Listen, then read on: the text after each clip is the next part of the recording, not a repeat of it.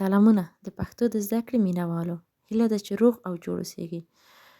نن زموږ نوی درس د ګرامر په برخه کې دی. دا درس ډیر مهم دی درنو دوستانو. هیله ده چې تاسو تر اخره تعقیب کړئ او په مفهوم او مطلب یې ځان پوه کړئ او مثالونه یې ځان سره کار وکړئ. خو د هر څه نه دمخه زموږ یوټیوب چینل سبسکرایب کړئ او زنګونه کښېکاږئ. نومځري یا ضمایر. نومځری یا ضمیر هغه خپلواکه کلمه ده چې د نوم پر ځای د تکرار د لرې کولو لپاره راځي. ضمیر او کلمه مستقله است که به جای اسم برای جلوگیری از تکرار اسم میآید. یعنی یو نوم په کلام کې بیا بیا استعمال نشي. یعنی یک اسم ما در یک جمله و یا یک کلام چندین مرتبه استفاده نکنیم.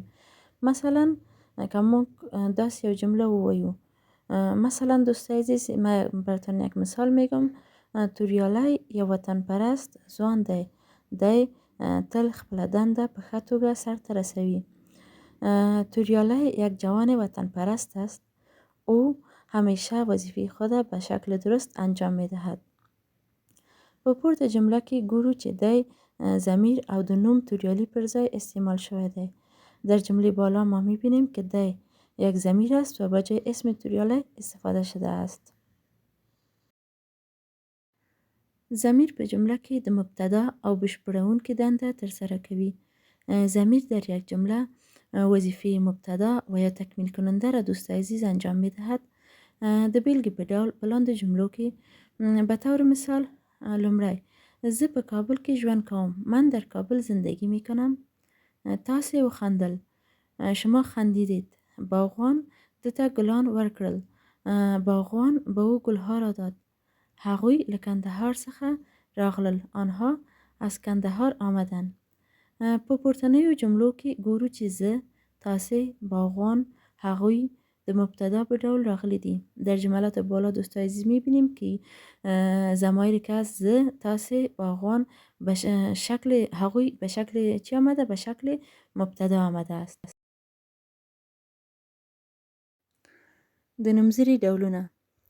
ضمیر د شکل او چار له مخې په لاندې ډولونو دی. دوستای عزیز، ضمیر انواع و اقسام مختلفی داره که از نگاه شکل و چارچوکات دسته‌بندی شده. من برای شما یکی یکی تشریح میکنم. اولیش از ځانګړي شخصي نومځري. ځانګړي یا شخصي نومځري هغه دي چې په یو ټاکلي شخص یعنی متکلم، مخاطب او غایب باندې دلالت کوي. ضمایر شخصی او ضمایری است که به یک شخص مشخص یعنی متکلم، مخاطب و غایب دلالت می کند. مثالش براتون میگم.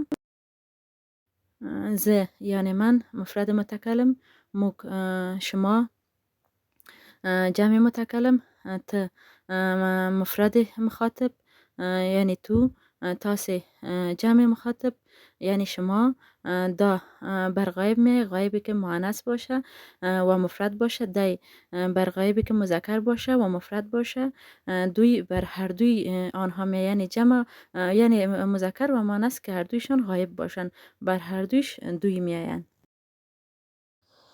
که همین ضمایر دوستای عزیز ما براتون جمله کردیم، در جمله براتون میگم که شما درستتر بفهمین و مفهومش درستتر درک کنین. زه که اولیش است، ضمیر اولی است. زه ښوونځي ته ځم. من مکتب میروم. موږ ښوونځي ته ځو. ما مکتب میرویم. ته ښوونځي ته ځې. تو مکتب میروی. تاسې ښوونځي ته ځئ. شما مکتب میروین. دا یعنی غایب مؤنث است که مفرد همچنان است. ښوونځي ته ځي. دی غایب مذکر است. به مکتب می رود. دوی ښوونځي ته ځي که آنها هم مؤنث هم مذکر جمع غایب هستند. ښوونځي ته ځي، به مکتب می روند. ځانګړي یا شخصي ضمیرونه په دو ډوله دي. ضمایر شخصی دو نوع می باشد. لومړی خپلواک غښتلي منفصل شخصي ضمیرونه. دویم ناخپلواک یا کمزوری متصل شخصي ضمیرونه که اولیش ضمایر شخصی مستقل و یا قوی می باشد. دومیش نامستقل و یا ضمایر شخصی ضعیف می باشد.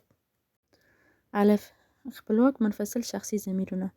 ځانګړي خپلواک نومځري هغه نومځري ته ویل کیږي چې د نورو کلمو څخه جلا لیکل کیږي او په بلې کلمې پورې تړلې نه وي، یعنی په خپلواکه توګه معنا ورکوي. ضمایر شخصی منفصل به ضمایر گفته می شود که جدا از دیگر کلمه ها نوشته می شود و در ارتباط با دیگر کلمه نمی باشد، یعنی به شکل مستقل معنای خود می دهد، یعنی بدون از اینکه همراه دیگر کلمه بیاید به شکل مستقل معنا می دهد.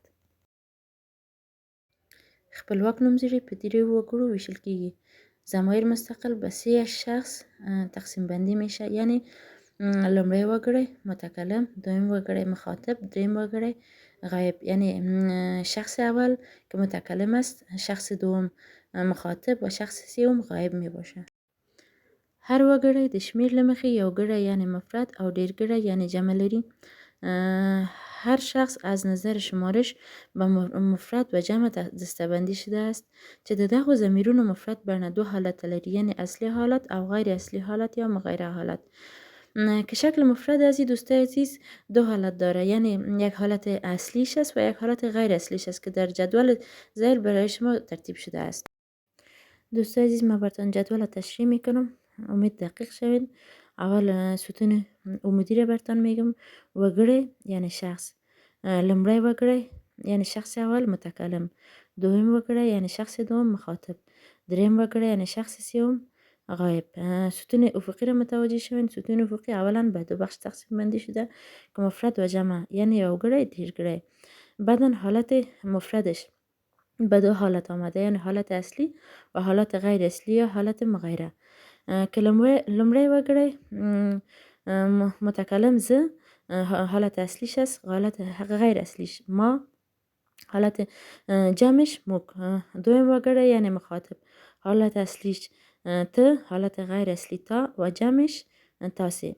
دریم وګړی دوستای عزیز متوجه باشین، باش یک باریکی داره. باریکیشی به این معنی که به دو بخش تقسیم شده که مؤنث و مذکر است، یعنی نارینه مذکر که زینه مؤنث.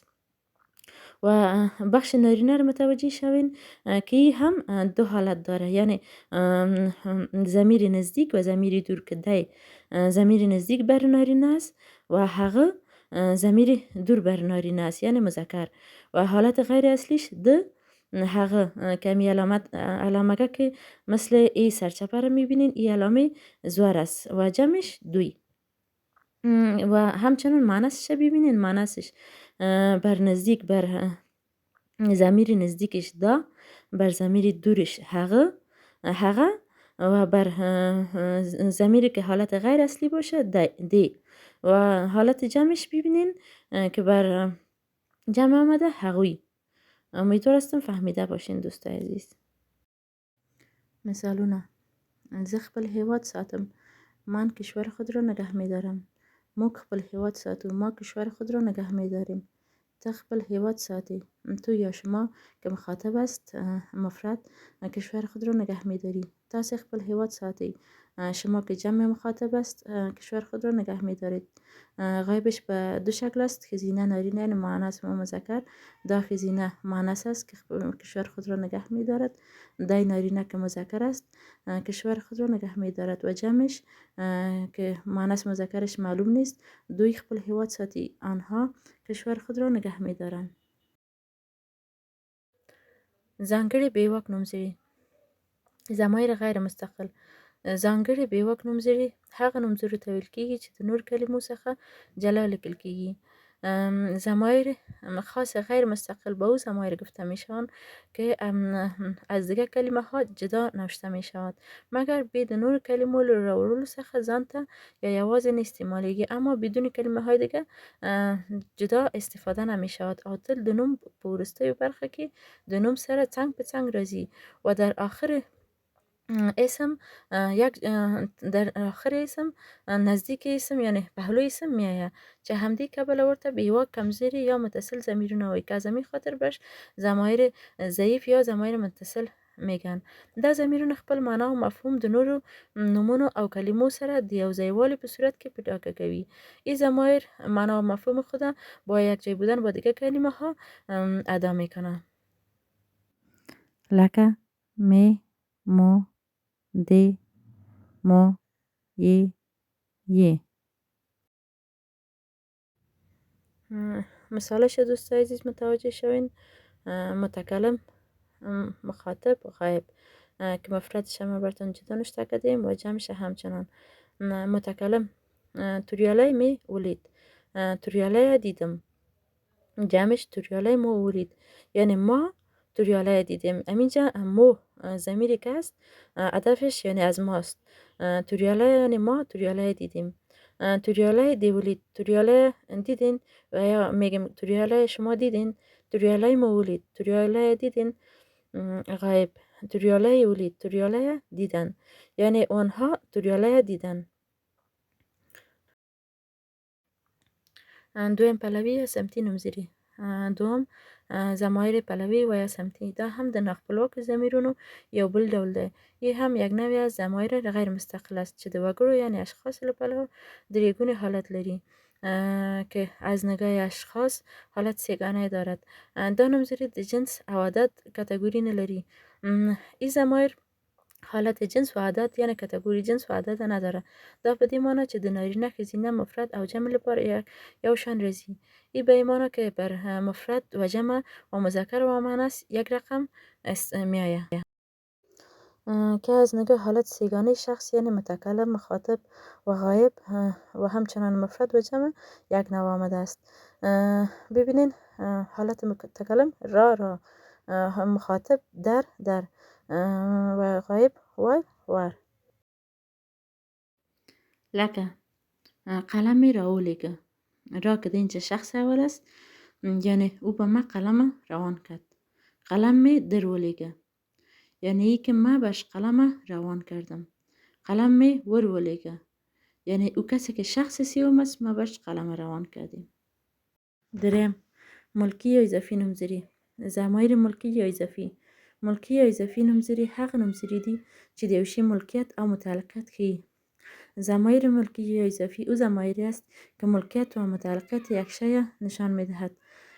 دا ضمیرونه د دال، زی، سین په واسطه جوړیږي. این ضمایر با واسطه حروف دال، زی و سین ساخته می شود او د شخص یا شی د ملکیت ښوونه کوي و نشان دهنده ملکیت شخص و یا شی می باشد. اضافی نومزری په دو ډوله دي. ضمایر اضافی به دو نوع می باشد. لمړی اضافی خپلواک نومزری. دویم اضافی ناخپلواک نومزری. ضمایر اضافی مستقل، ضمایر اضافی غیر مستقل. الف اضافی خپلواک نومزری. ضمایر مستقل اضافی و یا ملکی. اضافی خپلواک نومزری په لاندې جدول کې ښودل کیږي. ضمایر مستقل اضافی در جدول زیر نشان داده شده است. دوستان عزیز جدول متوجه باشین، من به شما تشریح میکنم. اول ستون اول ببینین که وگړي یا اشخاص است. لومړی وګړی، دویم وګړی، دریم وګړی که شخص اول، شخص دوم و شخص سوم. و مفرد و جمع، یوګړی، ډیرګړی. مفردش به دو بخش تقسیم شده. نارینه، ښځینه که مؤنث و مذکر است. نارینه مذکر، ښځینه مؤنث. لومړی وګړی یا متکلم که زما هم به نارینه زما می هم به ښځینه و ډیرګړی یا جمعش زمونږ. مخاطب ستا که به هر دویش ستا می و ډیرګړی یعنی جمعش ستاسو یا ستاسی. شخص سومش که به دو بخش تقسیم شده. نږدې غایب، لرې غایب. غایب نزدیک، غایب دور. غایب نزدیک نارینه یعنی مذکر دده، ښځینه یعنی مؤنث ددی و جمعش د دوی. لرې غایب، غایب دور، د هغه، د هغې و جمعش د هغوی. ب اضافی ناخپلواک نومزری. ضمایر ملکی و یا اضافی غیر مستقل. اضافی ناخپلواک نومزری هم د اضافی ناخپلواک نومزرو په ډول ملکیت ښیي. ضمایر اضافی غیر مستقل هم به شکل ضمایر اضافی مستقل ملکیت نشان میدهد، مگر د اضافی خپلواک نومزرو په شان به جلا ډول نراځي، مگر به شکل ضمایر اضافی مستقل جدا نمیآید او تل د نوم په پای کې د نوم سره یو ځای راځي و همیشه در آخر اسم یک جا با اسم میآید. اضافی ناخپلواک نومزری دادی. ضمایر غیر مستقل اضافی قرار ذیل است. جدول زیر متوجه باشین. وگړي یا اشخاص است که متکلم، مخاطب و غایب. اینجا در جدول غلط شده، غایب است. و ستون دیگیش مفرد و جمع. وگړي می، متکلمش جمعش مو. غایب مخاطب دی، مو، غایب، یه.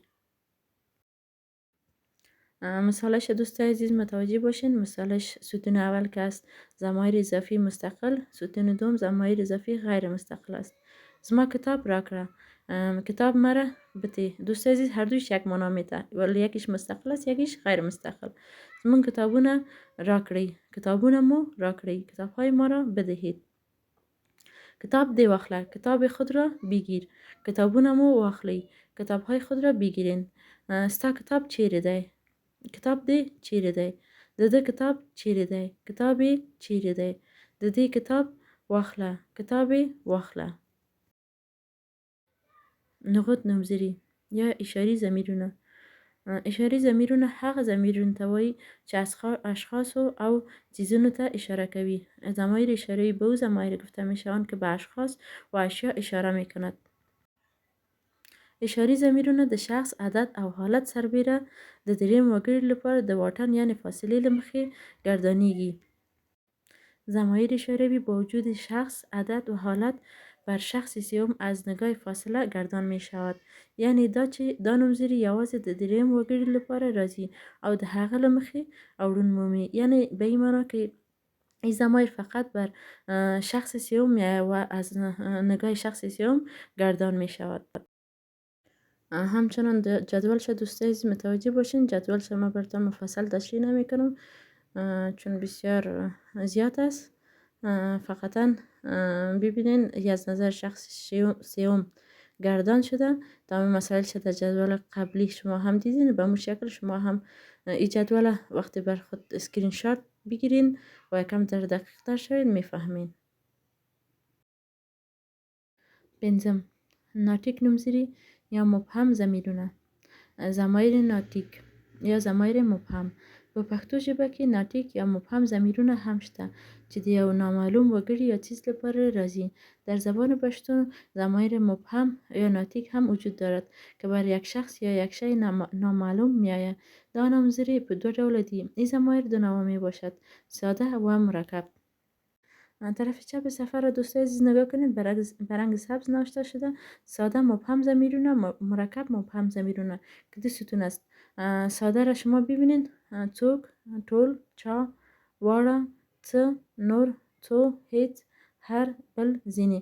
دوستای عزیز این ضمایر که ساده است هر کدامش جدا جدا نوشته شده است و طرف دیگهش که مرکب است یک جای یعنی یک جایی آمده.